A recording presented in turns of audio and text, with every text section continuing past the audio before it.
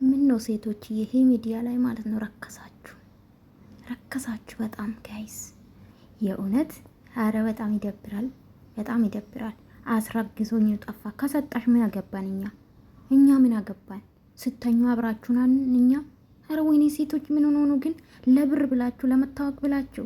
አረ ይደብራል። በሌላ ቤት መጡስ ምን አለበት? ይህ ተመሳሳይ ለምደናል። በቃ ከላስ እንዴ ነፂስ እንግዲህ የእውነት ትክክለኛ መረጃ ይዛ ነው መጣችሁ ፍቅረኛ እንደሆነ። አንቺ ደግሞ ከየት የት ነበርሽ? አስረግዞኝ ነው ሩታኒ ላይ መጣ እንጂ ተዋረዳችሁ። የእውነት ነው ምላችሁ። ኤረ እንደዚህ አይነት ሰው እኔ ሰብስክራይብ አላረግም ጋይስ።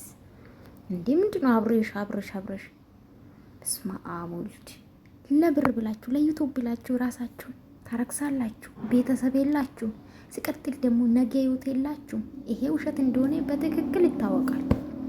በነገራችን ላይ በዚህ ሁኔታ መጣሽ ማንም አያበረታተሽም ከስድብ ውጭ ማለት ነው። የአብርሽ ደጋፊ ጋገታ አሉ።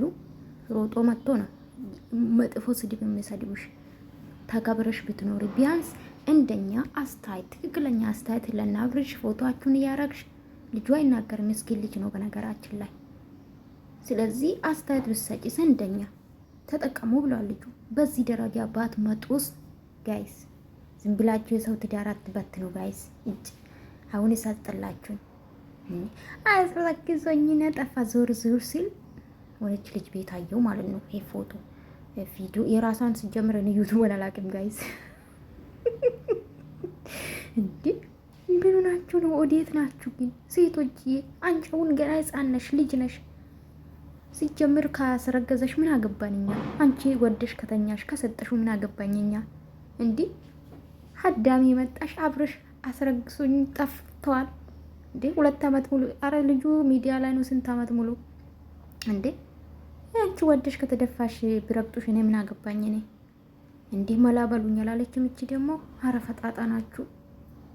ወይኔ ፈረደብን። በገዛች ስልካችን እንቃጠል ጋይዝ ዘንድሮ።